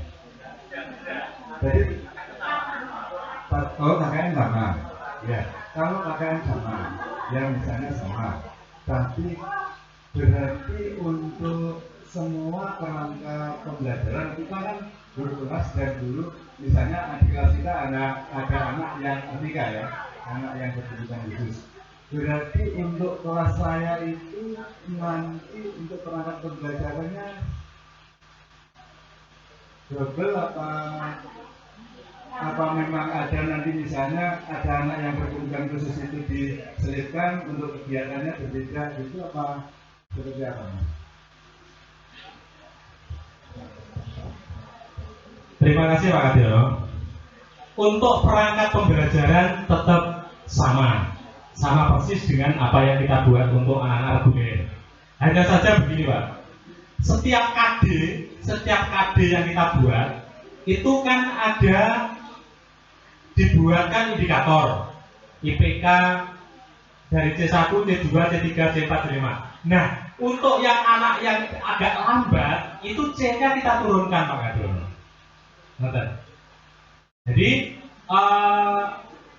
bobot soal materinya tetap kita sampaikan sama. Materi kita sampaikan sama persis, tapi indikator kan ada tingkatan nih, ada level 1, level 2, level 3.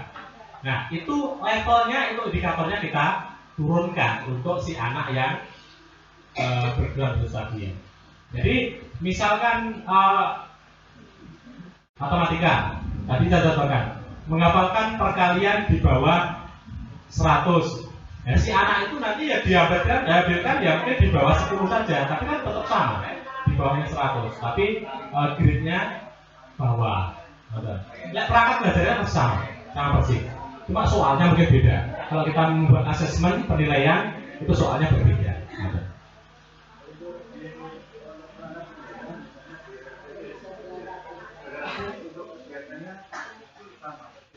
Kegiatannya sama.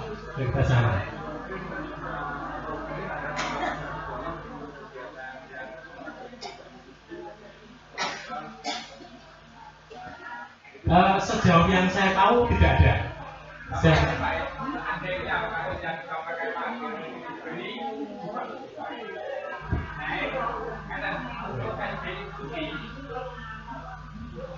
Ya Pak Punten ya Pak. Monggo, makasih Pak. Ini malah tambah itu saya sarang-sarang ini. Untuk tuntutan SD inklusi, seandainya administrasinya kita bedakan, koyo-koyo sekolah inklusi itu gak, karena di dalam satu kelas itu mungkin ada 2 anak ABK atau 3. Nah, secara umum kalau di salah satu sekolah reguler itu kok ada anak ABK-nya lebih dari 2, gurunya mesti repot. Misalnya yang satu autis sing eker lho guys, sing sitok gendeng karepe dhewe. Nah, terus bocah liyane pripun? Terus niku. Nah, yang disampaikan Pak Kadiono, ada form khusus untuk anak berkebutuhan khusus itu lebih baik. Kayak di cover ya malah jebol.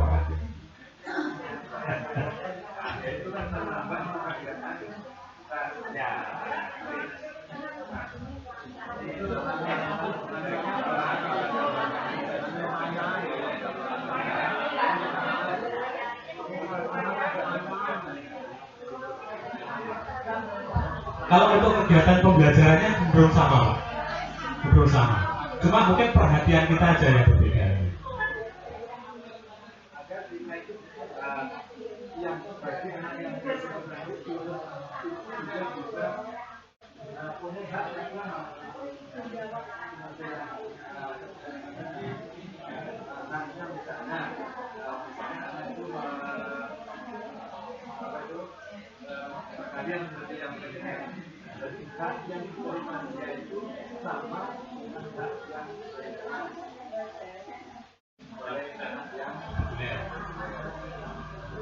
Pembedaannya menurut pendidikan di mana Pak? Di mananya Pak?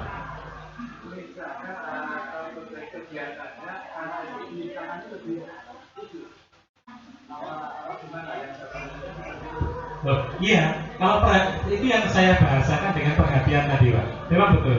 Jadi kita sampaikan materi secara umum jelas ya. Untuk praktis loh ini ya, praktis, bukan teoris. Untuk praktisnya itu memang materi kita sampaikan secara umum. Tapi setelah secara umum itu selesai, klasikal, itu kita mengikuti diferensiasi yang sudah kita buat. Kita kan sudah memahami kebutuhan masing-masing anak. Baru kita mungkin fokus ke anak-anak itu. Yang mungkin sudah paham, ya sudah.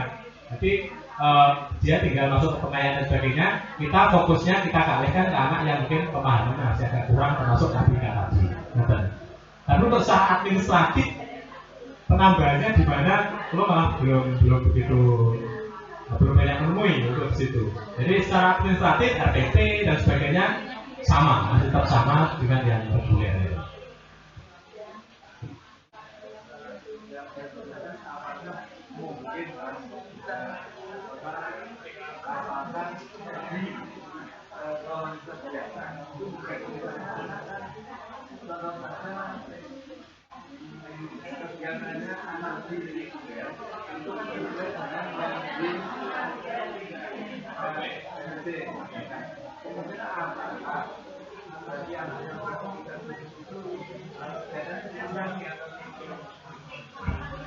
Mungkin masuk di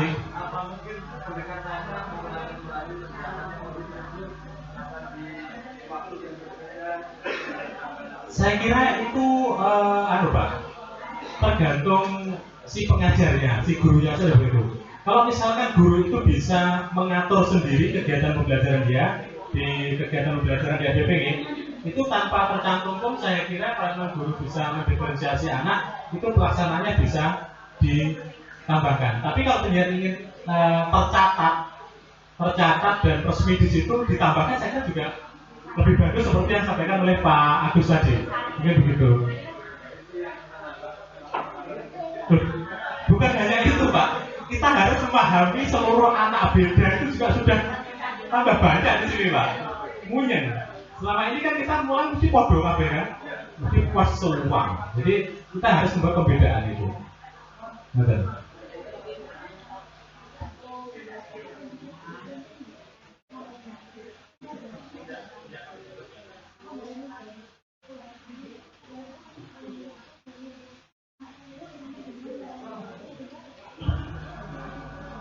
Okay. Untuk mulai masuk kurikulum K13 itu memang sudah ditiadakan ranking. Yang mengetahui ranking itu cukup guru saja, sedangkan anak dan mungkin wali murid itu tidak tahu. Kalau memang anak pengen tahu ya biar raportnya semuanya dijejer begitu. Saat sekolahan itu sing paling oke sapa begitu. Tapi yang jelas intinya itu Bu. Nyawa dari pembelajaran sekarang itu siswa itu didorong untuk kolaborasi bukan untuk kompetisi. Intinya itu kolaborasi di sini adalah saling menguatkan, bukan berarti turun-turunan Bu. Beda. Jadi kalau turun-turunan itu berarti yang dituruni rugi, yang sinurun berarti itu bukan kolaborasi. Kolaborasi itu adalah win-win solution. Solusi menang-menang, jadi dua-duanya diuntungkan. Beda dengan turunan. Ada yang lain mau Bapak Ibu? Sudah jam 12. Kalau tidak ada, terima kasih atas beradanya. Mungkin demikian yang dapat saya sampaikan. Kalau mungkin masih ada pembelajaran yang masih materi yang saya sampaikan masih mengganjal, bisa ditanyakan di grup atau untuk forum diskusi kita. Demikian yang dapat saya sampaikan. Apabila saya menyampaikan banyak kekurangan, kesalahan, saya mohon maaf yang sebesar-besarnya. Setelah ini waktu saya berikan ke pembawa acara. Dari saya cukup sekian. Assalamualaikum warahmatullahi wabarakatuh.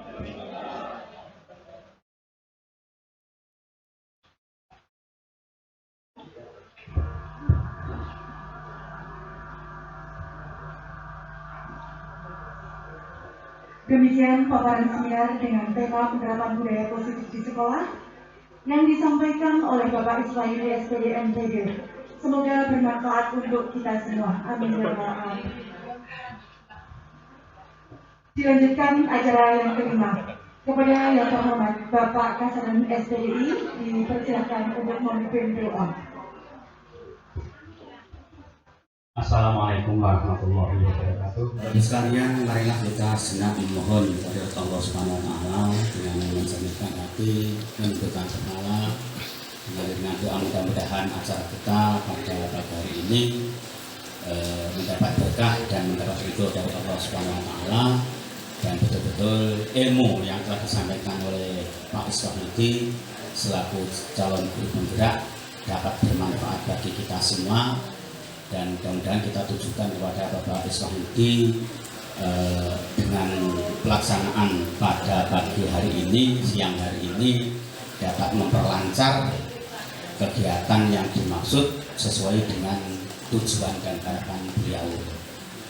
Allahumma sholli wa sallim ala sayyidina Muhammad wa ala ali sayyidina Muhammad wa sallim radhiyallahu ta'ala bi sahabati Rasulillah ajma'in alhamdulillahil alamin hamdan syakirin hamdan na'imin hamdan ya rabbi wa ni'amahu wa majidah ya rabbana lakal hamdu kama yanbaghi li jalali wajhika adzim sultan rabbana lana ahsana wa ila maghfir lana wa tarhamna wa lana khosirin rabbana taqabbal minna salatana wa siyamana wa riqana wa sujudana wa qamudana wa tabarrukana wa taqassana wa taqabbal minna Allahumma arina haqqa haqqa wa arzuqna ittiba'ah wa arina al-batila batila wa arzuqna ijtinaba Allahumma ihdina siratal mustaqim siratal ladzina an'amta 'alaihim ghairil maghdubi 'alaihim waladdallin Rabbana atina fid dunya hasanah wa fil akhirati hasanah wa qina adzabannar subhana rabbika rabbil izzati amma yasifun wa salamun alal mursalin walhamdulillahi rabbil alamin. Assalamualaikum warahmatullahi wabarakatuh.